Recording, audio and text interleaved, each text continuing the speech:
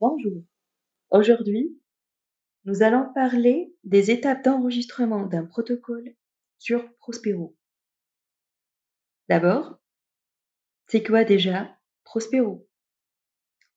Bon, Prospero est une base de données internationale dédiée au protocole de revue systématique en santé et services sociaux.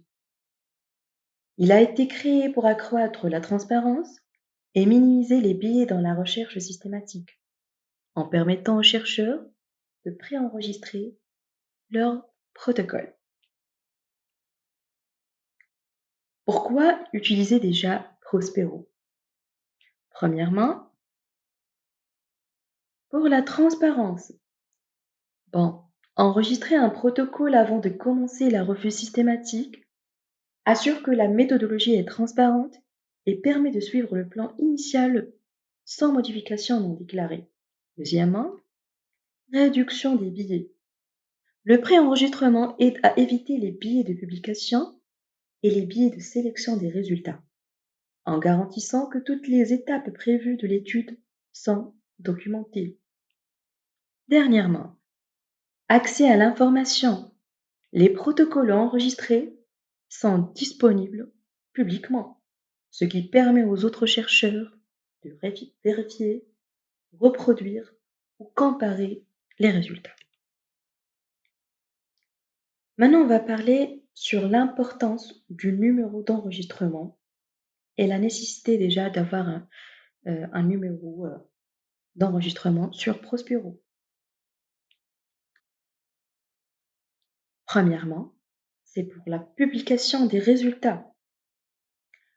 De nombreuses revues systématiques exigent que les revues systématiques soient enregistrées dans une base de données, comme Prospero par exemple, avant d'accepter un manuscrit pour publication.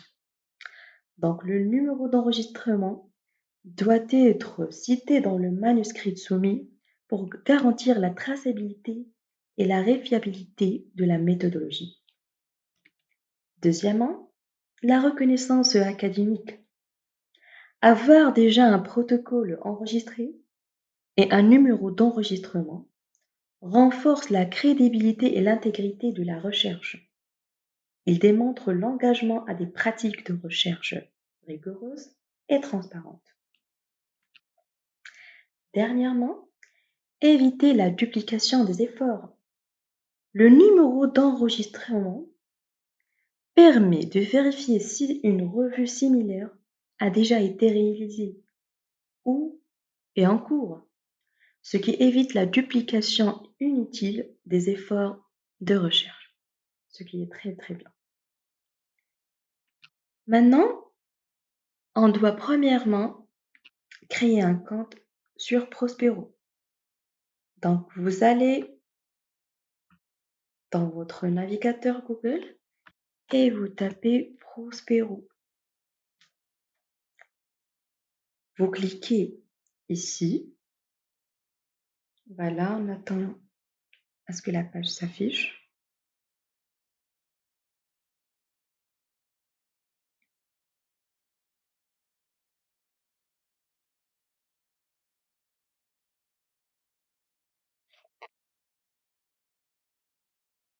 Voilà. Moi, j'ai déjà mon compte qui est créé. Voilà.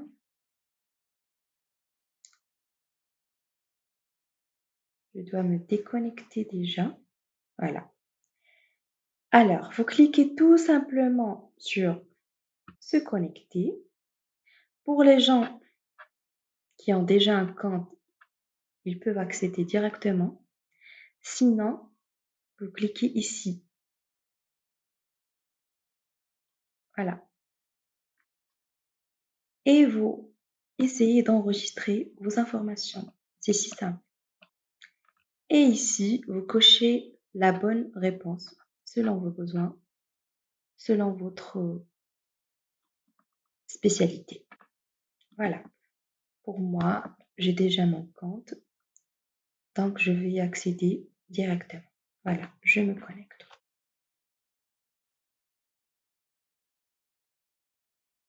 Voilà, on attend.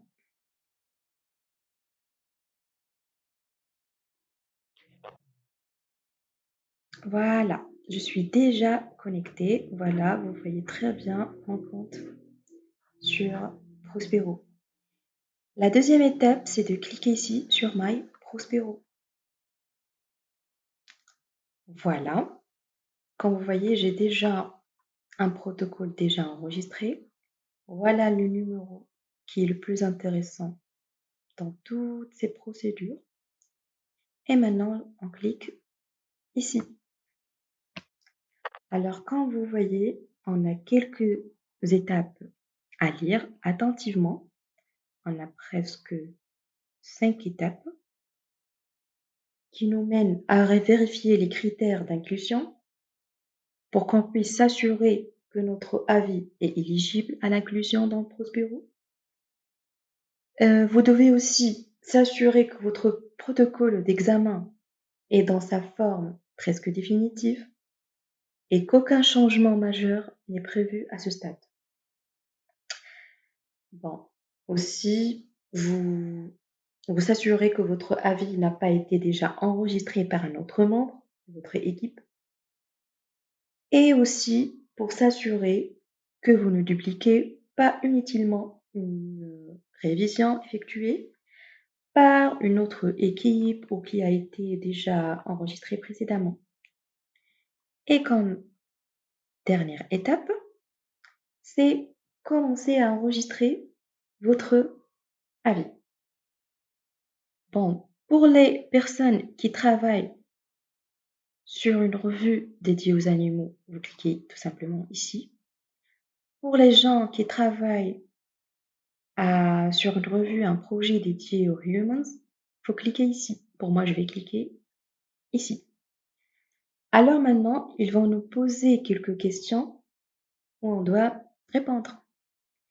Voilà, comme première question, votre dossier sera-t-il en anglais? Bah, normalement, on doit dire oui, parce que Prospero n'accepte que l'anglais. Voilà, si on clique sur non, voilà, on ne peut pas accéder aux autres étapes. Donc, oui. Deuxièmement, s'agit-il d'une revue de la portée, de la littérature ou d'une cartographie? Normalement, on doit dire non. Si on dit oui, on ne peut pas accéder aux autres étapes parce que Prospero n'accepte que les revues systématiques, pas de scoping, pas de mapping review. Donc, non. Alors, la troisième question, c'est quoi? Donc, votre examen inclut-il un résultat sur la santé ayant un rapport direct avec la santé humaine? Ça, normalement, c'est oui. Oui. La prochaine question, c'est sur Cochrane. Donc, il s'agit-il d'une revue Cochrane? Non. On doit dire non, parce que s'il s'agit d'une Cochrane Review, ou voilà, une Cochrane Review, et il sera mieux d'enregistrer notre protocole sur Cochrane Data ou Cochrane Database. Donc, pourquoi on va l'enregistrer sur Prospero? Donc, c'est non. Voilà, qu'est-ce qu'on a comme prochaine question? Bah, s'agit-il d'une révision minue ou partielle effectuée pour une formation en un travail ou un travail en classe? Ou utilisez-vous le système pour apprendre de vous inscrire? Bah, ici, on va dire non, tout simplement. Parce que Prospero ne dispose pas de ressources pour traiter les demandes d'évaluation effectuées uniquement à des fins de formation. Voilà, on va cliquer sur non. Voilà, comme prochaine étape, voilà, veuillez consulter votre Prospero pour des revues systématiques similaires avant de continuer. Ça fait oui. Bon, pour les gens qui ont déjà consulté et voir s'il y en a des revues similaires. Il faut cliquer sur l'un des 3. Soit vous n'avez rien trouvé comme similaire, soit vous voulez ajouter ou modifier ou donner une valeur ajoutée et vous écrivez la raison. Ici, si vous cochez ici que vous avez voilà, trouvé des revues similaires, vous ne pouvez pas accéder ou aller aux autres étapes. Donc, pour moi, je vais cliquer ici. Pour les gens qui ont envie voilà, de donner une valeur ajoutée ou quoi que ce soit, vous devez ici écrire les raisons, les motifs, etc. Voilà. Avez-vous déjà rédigé un protocole? Oui, parce qu'on doit déjà préparer un protocole avant sur, par exemple, un fichier Word, comme titre d'exemple. Voilà, avant de faire l'enregistrement direct sur Prospero. Voilà, maintenant, il vous demande est-ce que plus d'une personne sera impliquée dans l'examen systématique ou dans la revue systématique? Normalement, oui, parce que le revue systématique, on travaille quand. Voilà. Avez-vous l'intention de publier des résultats de votre examen ou de votre revue ou les rendre publics une fois terminés? Oui, parce que c'est la raison de faire déjà une revue, de publier. Voilà. Avez-vous commencé votre révision? Bien sûr, oui. Et maintenant, on a certaines questions sur le stage ou le stade de notre revue. Voilà. Pour les primaires recherches, vous pouvez dire oui. Sont completed. Completed. Aussi, pour la study selection, oui. Oui. Même pour les... Ici, on peut dire oui.